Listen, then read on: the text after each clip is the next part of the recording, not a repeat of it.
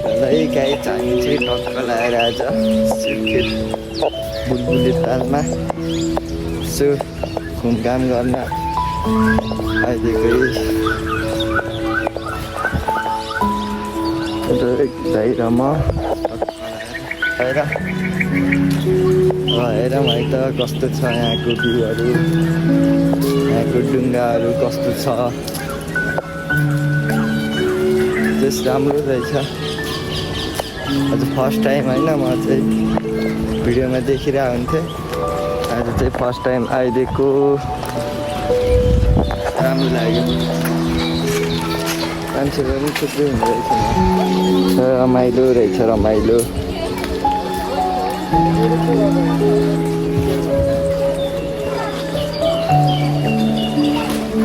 पानी त धमिलो रहेछ, बर्खा लगाएर होला।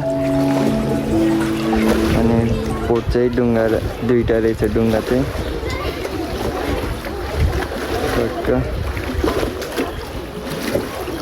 हामी चाहिँ अब यो बुलबुले तालमा हामी चाहिँ डुङ्गा खेल्न लागेको छौँ है त।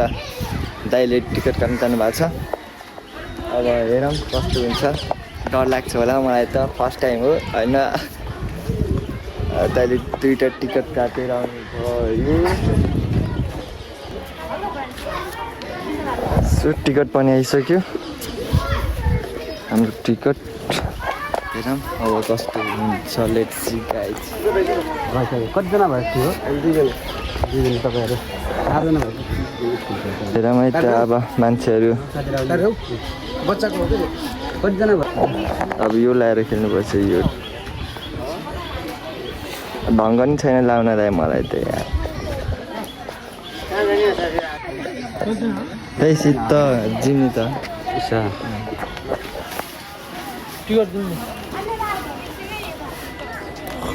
यहाँ राखेको छैन, सेफ्टी।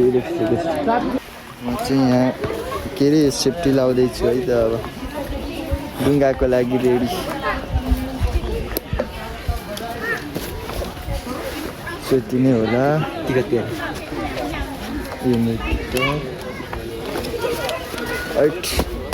चाहिँ हामी बोटमा चढ्न लाग्छ है त। चढ्दै चढियो पनि रमाइ त कस्तो हुन्छ।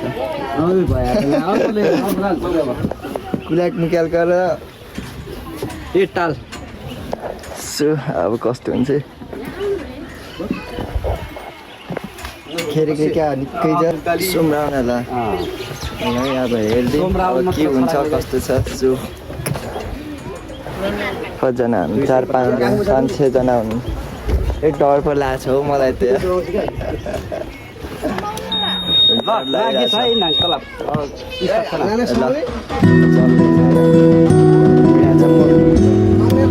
मोबाइलले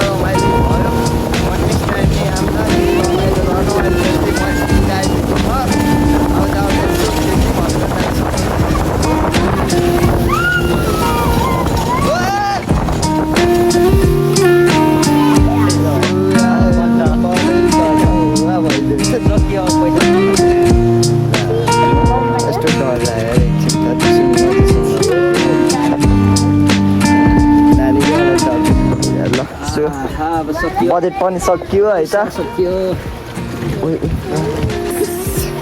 मजै आयो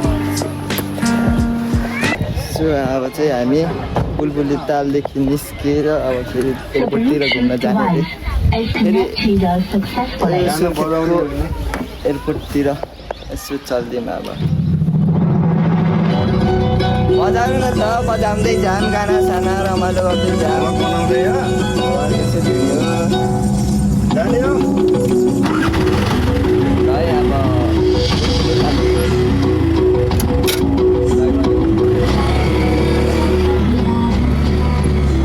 अब भविष्यको देश बनाउने युवाहरू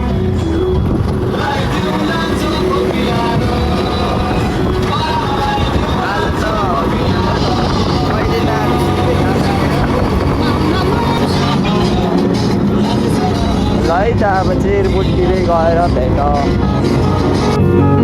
सो फाइनल यत्तिकै रमाइलो गर्न होइन आइदिएको है यसो फ्री टाइमलाई सदुपयोग गरेको भनौँ न त यहाँ आएर खास त यहाँको प्लेन कति 4 बजी आउँछ अरे 4-5 बजे त्यस्तै टाइममा अहिले चाहिँ एयरपोर्टमा केही छैन एउटा हेलिकप्टर देखेको थिएँ मैले यसो